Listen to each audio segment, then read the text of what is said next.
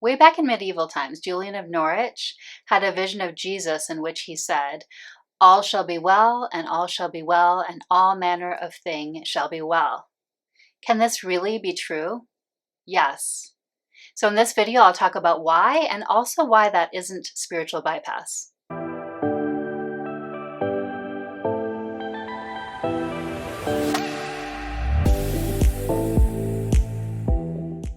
Hey everyone, I'm Sonja and this is Holiness Connection. And today I want to talk about this underlying sense of well-being, of equanimity, of peace, even of joy that underlies everything, and how it can be true despite outer circumstances for ourselves and the world.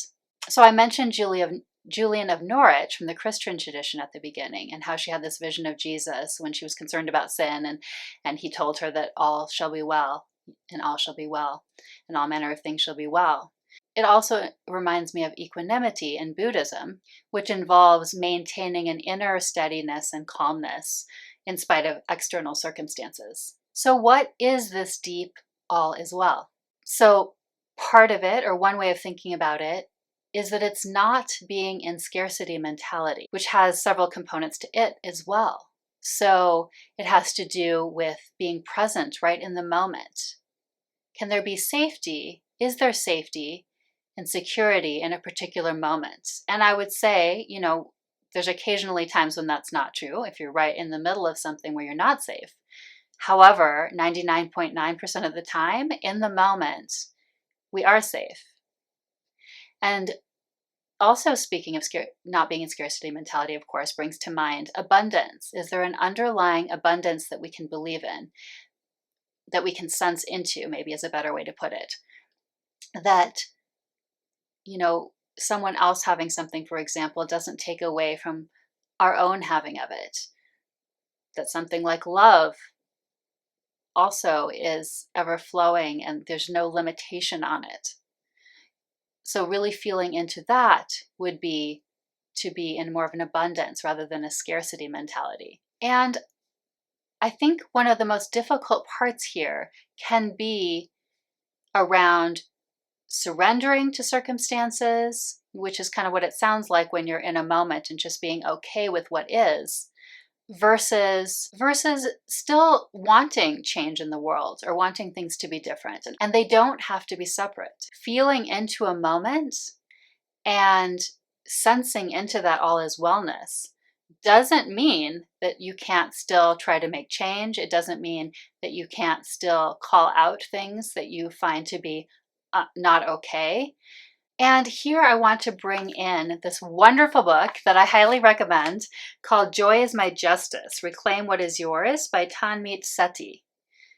And it really helped me to integrate particularly something that I sensed more deeply, but particularly was able to integrate it also in my mind and concepts a little more. How this can be true. How it can be true that things cannot be okay in this certain way where we want to change them.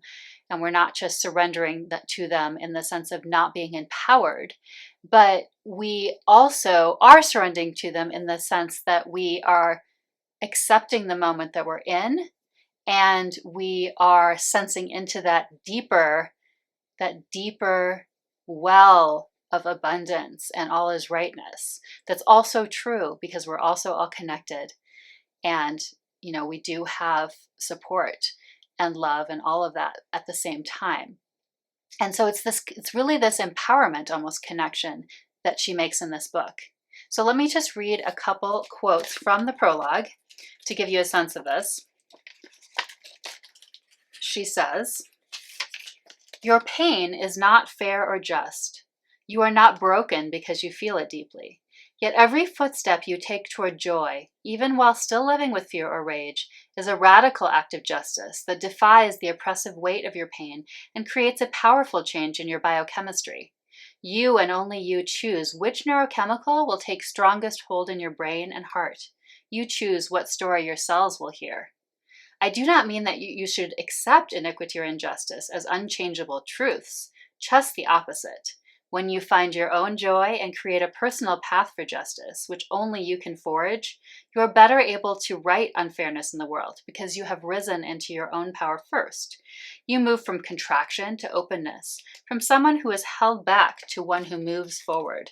And then just a little while later, you can learn to linger in joy so that your body and entire intricate nervous system bathe in its magic and remember it more easily in times of struggle.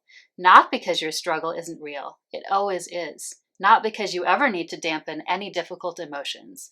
Those are also real and vital. But instead because having joy as your steady companion expands your capacity to hold it all. And so that also means that this is a practice. This is a practice of this equanimity, this all is rightness, and, as this book especially talks about, this joy, to have it as a practice and to believe that it's so and to act it and to feel it. And this book has many, again, I really highly recommend it, Joy is My Justice by Tanmeet Sethi. And it has several practices as well throughout the book. In different sections, how to go about. It's very embodied practices. You notice that she mentioned biochemistry. So she's also bringing the body very much in as essential, and like we're actually interacting with our own neurochemicals and when we do these practices.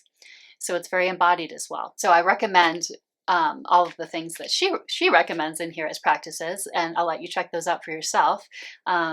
I did get this from the library, so you can definitely get it from the library. Of course, you can, I'm sure, purchase it very easily too. So I just wanted to talk about some overall categories for how to go about practicing this joy or equanimity or all is wellness. So like I said, presence is a lot of it. If you can really feel into the moment and how everything is okay, how you are safe in that moment, which is true for 99.9% of our moments, how things are abundant. How are they abundant? Even if you have a particular circumstance, let's say financially, that isn't okay. You have air to breathe. The safety itself is a form of abundance. So if you can really tune into how everything is okay and more than okay, even joyful in a moment, I think that is really the key to practice. So you may want to do this periodically, and you may want to even make it such a practice that you set a time or you do it at a specific time of the day. But that can be a wonderful way of feeling into the truth of the all is well. And then a second part of this is gratitude, which, sort of is, you can sort of see bubbling up just from that, the air I breathe, the, what is in your moment that is abundant for you and that you have. The love from a particular person in the room. So gratitude practice can also go a long way, whether you do it just in that moment as a momentary thing, whether you write it down at the end of the day as a practice, that also can go a long way towards feeling into and really trusting and knowing this all is wellness despite circumstances. And then taking on this mindset of the book, in addition to practicing and allowing oneself to feel the joy, I think is also important. Sometimes I think it can be hard to hold it all together, but as you noticed from those quotes, she wasn't saying not to have also your negative feeling. And that's what's so powerful also about this book, is that it really explains that you can have that at the same time. You can have a particular difficult emotion that you're feeling and the joy at the same time. And cultivating the joy is partly about letting yourself feel it at the same time. That it's okay to have that mixture, that fullness of the wholeness of your story and yourself and your being at any given time. That it can have joy along with sadness. It can have joy along with other things. And this is getting into that joy isn't the same necessarily as happiness. Usually the distinction made there is that joy is more connected to this underlying all is wellness, and happiness is more directly related to circumstances.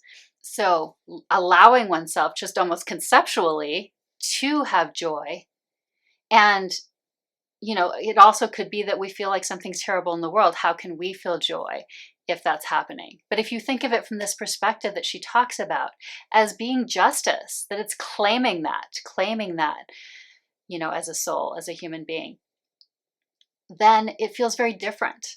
if you claim it as a birthright, then it's very much about justice, and it's important to going forward in the world, including to make change. And so allowing oneself conceptually to do that and then practicing it. So hopefully once you allow yourself to, then you will allow yourself to experience things that you really love and really be in the moment. And honestly, just tapping into that all is wellness often is such a feeling of that deep joy that does it right there. So it could be particular experiences or moments that you allow yourself to have that are pleasurable, but it could be also just that when you tap into that deeper well of abundance and joy and all is wellness, that you connect in and feel your joy and are practicing it that way as well. So I hope that all made sense. It's really powerful, this book, and the way it integrates and pulls together so many things that I think we keep contradictory in our mind. And, it's really was such a powerful way of balancing this sort of contradiction or paradox for me about difficult things and circumstances, whether in the world or for ourselves, and this underlying sense of all is well.